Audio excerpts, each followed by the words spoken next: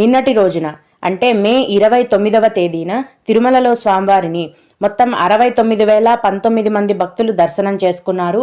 అందులో స్వామివారికి మొత్తం 37,774 మంది భక్తులు తలనీలాలను సమర్పించారండి.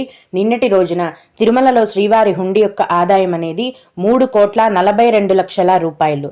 ఈరోజు కూడా ఎటువంటి దర్శనం టికెట్లు లేకుండా నేరుగా భక్తులనైతే ఫ్రీ దర్శనానికి అనుమతిస్తున్నారు.